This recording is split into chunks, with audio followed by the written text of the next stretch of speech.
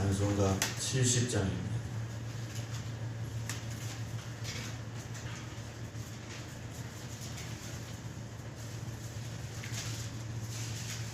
찬송가 70장입니다.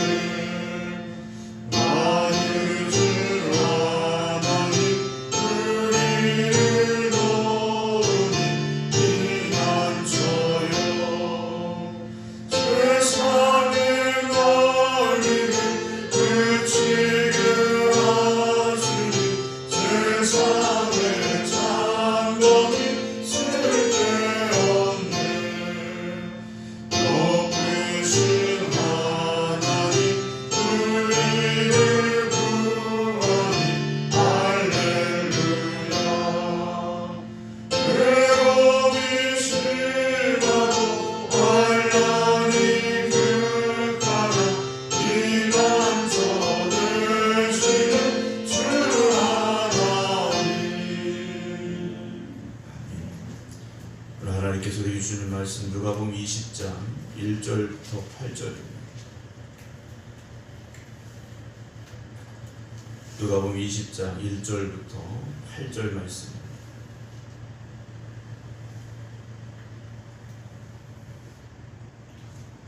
하루는 예수께서 성전에서 백성을 가르치시며 복음을 전하실세 대제사장들과 서기관들이 장로들과 함께 가까이 와서 말하여 이르되 당신이 무슨 권위로 이런 일을 하는지 이 권위를 준 이가 누구인지 우리에게 말하라.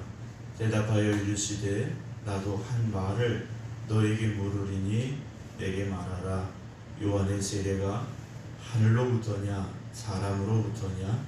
그들이 서로 의논하여 이르되 만일 하늘로부터라 하면 어찌하여 그를 믿지 아니하였느냐 할 것이요 만일 사람으로부터라 하면 백성이 요한을 선지자로 인정하니 그들이 다 우리를 돌로 칠 것이라 하고 대답하되 어디로부터인지 알지 못하노라 하니 예수께서 이르시되 나도 무슨 권위로 이런 일을 하는지 너희에게 이르지 아니하리라 하시니라. 아멘. 오늘 4월 첫날 하나님 앞에 예배드리는 성도 여러분들에게 하나님의 크신 은혜가 더하기를 주님의 이름으로 축복합니다. 오늘 새벽에도 김정은 장로님, 박정순 권사님, 강영순 권사님, 양재순 권사님, 김경원 장로님, 신재석 권사님, 김근욱 권사님, 안친환 권사님, 박용유 권사님, 최정희 권사님, 정옥봉 권사님, 안명기 권사님 오늘 함께 하고 계신데 기도드리는 그곳에도 하나님의 은혜와 축복이 있기를 주님의 이름으로 축원합니다. 우리가 세상을 살다 보면 언제나 강하게 곧게 살기는 어려울 때가 있습니다. 그래서 세상에서 그런 말을 하죠. 너무 곧으면 부러진다라는 말을 합니다. 또 색깔이 너무 강하면 튄다라고도 말합니다. 그래서 어느 정도 좀 유하게 또 어느 정도는 좀 중간쯤에 서서 살아가는 것이 삶의 좀 지혜로운 모습인 것처럼 보여질 수도 있습니다. 그러나 신앙에 있어서만큼은 우리는 분명하게 내가 서 있는 자리가 어디인지를 내가 고백할 수 있어야 되고 세상을 향해 담대히 말할 수 있어야 됩니다. 신앙은 회색이 없다라고 말하지 않습니까? 신앙은 중간이 없습니다. 예수 그리스도 아니면 세상 둘 중에 하나밖에 없다라는 거죠. 왜냐? 천국과 지옥이 나뉘어지기 때문이라는 겁니다. 오늘 이제 예수님께서 예루살렘 안에서 거하시면서 이제 성전에서 백성을 가르치고 계셨는데요. 주님이 가르치시는 건 다름 아닙니다. 복음이었습니다. 복된 소식이죠. 하나님 나라의 말씀을 우리에게 전하셨습니다. 우리에게 전하신 하나님의 말씀은 복된 소식이라는 거죠. 세상 속에서 죄 가운데 살던 우리를 구원하시는, 생명으로 인도하시는 복된 소식이라는 겁니다. 그 복음은 오늘도 계속되어지고 있고 오늘도 선포되어져야 됩니다. 오늘도 복음은 우리의 삶 속에서 고백되어져야 되고 우리 입술을 통하여 계속해서 전해지고 증거되어져야 됩니다. 그 복음을 전하고 계셨는데 사람들이 많이 모여 듣고 있었겠죠. 그때 대제사장들과 서기관들이 장로들과 함께 가까이 와서 귀를 기울이고 듣고 은혜 받았다. 이러면 얼마나 좋겠습니까만 예수님께 따지러 왔습니다. 대제사장들, 서기관들, 장로들, 그러면 이 당시에 가장 큰 권력을 가지고 있던 사람들입니다. 더 정확하게는 이 당시 산헤드린이라는 공회, 요즘 말하는 국회의원 같은 그런 막강한 권력을 가지고 있던 이들인데 이들이 예수님께 가까이 와서 뭐라고 말합니까? 2절에 보면 당신이 무슨 권위로 이런 일을 하는지 이 권위를 준 이가 누구인지 우리에게 말하라. 예수님께 따집니다. 당신이 속한 데가 어디냐라는 거죠. 당신 나사렛에서 왔다는데 여기서 이런 거 하면 안 된다라는 겁니다. 당신 랍비의 교육을 받은 것도 아니라는데 이러면 안 된다라는 겁니다. 당신 제사장도 아닌데 서기관도 아닌데 여기서 이런 거 하면 안 된다라고 예수님께 지적하고 따지고 있다라는 거죠. 쉽게 말하면 당신은 아무런 자격도 없다라는 겁니다. 자격이 없다. 자격이 없는 사람이 여기서 이렇게 백성들에게 무엇인가를 가르치는 것 안 된다라는 거죠. 그런데 그 가르침이 복음이었기 때문이라는 것이죠. 만약에 대제사장들이나 서기관들이나 장로들이 인정할 만한, 그들이 듣고 고개를 끄덕일 만한 이야기를 예수님께서 하고 계셨더라면 굳이 그들이 막지 않았을 겁니다. 왜냐? 성전에서 장사하는 자들을 주님이 내쫓으셨습니다. 그들의 심기를 예수님께서 건드렸다라는 거죠. 도대체 저 시골에서 온 나사렛 예수라는 사람이 뭐길래 우리가 지금까지 쌓아놓은 이런 모든 것들을 뒤흔들고 있느냐? 이들이요 예수님을 향하여 지금 공격하기 시작한 겁니다. 그래서 무슨 권위, 이 권위를 준 사람 누구냐? 따져 묻고 있죠. 예수님께서 이렇다 저렇다 말씀하지 아니하시고 그들에게 오히려 물으십니다. 나도 한 말을 너희에게 물으리니 나한테 대답해라 하시면서 요한의 세례가, 세례 요한이죠.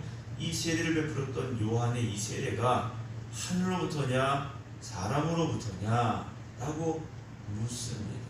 예수님께서 그들에게 물으셨어요. 이 질문을 들은 대제사장들과 서기관들, 장로들이 난처해지기 시작했습니다. 왜냐하면 5절과 6절에 보면 그들이 서로 의논했습니다. 말을 잘못했다가는 오히려 자기들이 공격받게 생겼기 때문에 서로 의논을 했습니다. 만일 하늘로부터라 하면 어찌하여 그를 믿지 아니하였느냐 할 것이고 만일 사람으로부터라 하면 백성이 요한을 선지자로 인정하니 그들이 다 우리를 돌로 칠 것이라. 난처해지기 시작했습니다. 이렇다 저렇다 말할 수 없는 상황이 돼버린 거죠. 세례 요한이 하나님이 보내신 사람이다 라고 인정하면 당신들은 왜 세례 요한을 믿지 않았느냐? 오히려 공격당하게 될 것이고 또 아니야, 세례 요한은 하나님이 보내신 사람이 아니야 라고 말한다면 세례 요한을 하나님이 보내신 선지자로 인정했던 백성들에게 지탄을 받고 돌에 맞을 수도 있다라고 이들이 생각했습니다. 그래서 이들의 대답이 뭡니까? 7절에 어디로부터인지 알지 못한다. 이것도 저것도 우린 잘 모르겠다. 어정쩡한 대답을 이들이 하고 있습니다. 예수님께서 대답해 주시죠. 8절에 나도 무슨 권위로 이런 일을 하는지 너에게 이르지 않겠다. 예수님께서 말씀하십니다. 이 당시 모여왔던 대장들과 서기관들과 이 장로들, 왜 이런 대답을 할 수밖에 없었습니까? 사람들로부터 공격당하고 지탄받고 그래서 자기들의 권위가 흔들리는 것을 인정할 수 없었기 때문이라는 거죠. 우리가 말씀을 듣고 하나님 앞에 설 때 내 자신이 누구인가를 먼저 분명히 바라볼 수 있어야 됩니다.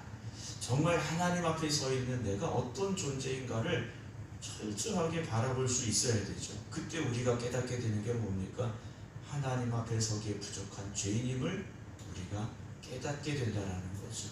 그 깨달음 앞에서 우리는 회개해야 되는 겁니다. 하나님 앞에 우리가 철저하게 회개하고 하나님의 자녀로, 하나님의 백성으로, 하나님 나라 일꾼으로 거듭날 수 있어야 되죠. 그런데 우리는 언제부터인가 체면 때문에 또는 어떻게 이들처럼 대장들이나 서기관들이나 장로들처럼 내가 쌓아놓은 것 때문에 우리가 주님 앞에 엎드려야 될 때 엎드리지 못하고 회개해야 될 때 회개하지 못하는 그런 상황에 처해 있는 모습들을 보게 될 때가 있습니다. 주님이 말씀하실 때 우리가 내 자신을 바로 볼 수 있어야 되죠. 만약에 오늘 이들이 이 말씀을 듣고 가슴에 찔림이 있었다면 정말 내가 세례요한이 누구인지를 정말 하나님의 신 선자입니다라고 고백할 수 있는 그런 믿음의 고백들이 있었더라면 얼마나 좋았겠습니까? 그런데 그렇지 못했다라는 거죠.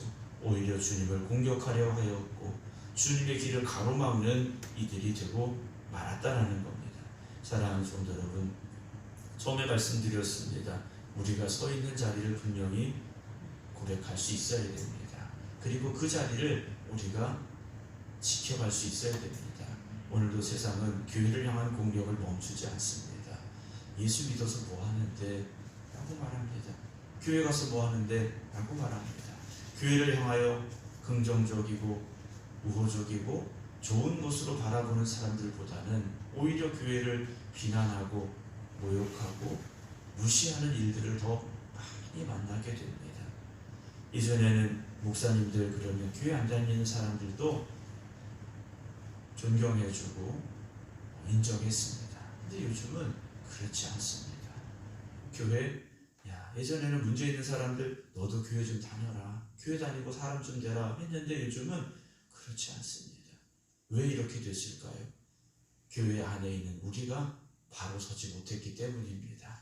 내가 진리 안에 서서 정말 하나님의 자녀로 바로 서서 우리가 세상을 향하여 진리를 외칠 수 있어야 되는데 우리의 입이 닫혔기 때문입니다. 우리의 삶이 변화되지 않았기 때문일 것입니다. 오늘도 우리를 바라보시는 주님께서 정말 네가 누구인지 세상에 나아가서 담대하게 외쳐라 말씀하고 계시는데 우리가 그렇지 못하다면 얼마나 주님께서 답답해 하시고 속상해 하시지 않을까라는 생각을 해보게 됩니다. 오늘도 4월의 첫날 4월을 시작하면서 특별히 4월 달에는 고난주간도 있고 부활주일도 있는데요. 정말 부활의 기쁨이 우리에게 넘쳐나고 길과 진리와 생명이 되신 주님께서 우리 안에 역사하심으로 말미암아 여러분들이 가는 그곳에서 어디서든지 나는 하나님의 자녀입니다 담대하게 외칠 수 있고 또 하나님의 자녀답게 세상의 본이 되 그래서 빛이 되고 소금이 되는 삶을 살아갈 수 있는 저와 여러분들 되기를 주님의 이름으로 축원합니다. 기도하겠습니다. 죄로 가득한 이 세상 속에 생명을 주시기 위해서 이 땅에 오신 주님, 주님이 땅에 오심으로 어둠의 세력이 물러가고 죄와 사망의 원세를 이기시고 부활하신 주님으로 인하여 우리에게 구원의 은혜를 허락하여 주신 주님, 우리가 그 길로 오늘도 나아가고 있음에도 세상 속에 살아가는 우리의 모습은 세상 사람들과 구별되지 않았습니다. 우리가 세상과 구별되어 하나님의 자녀답게 이 땅에서 살아갈 수 있어야 되는데 우리는 세상의 사람들처럼 그들 속에 묻혀서 살아가려 할 때가 있었습니다. 내가 오늘도 세상에 살아가면서 하나님의 자녀입니다. 하나님이 나를 구원하셨습니다. 나는 하나님 나라 백성입니다. 담대하게 외치고 고백할 수 있는 저희들이 되게 하여 주시옵소서. 그래서 내가 가는 이 길이 생명의 길이며 이 길 끝에 하나님께서 나를 기다리고 계심을 우리가 잊지 않게 하여 주시옵소서.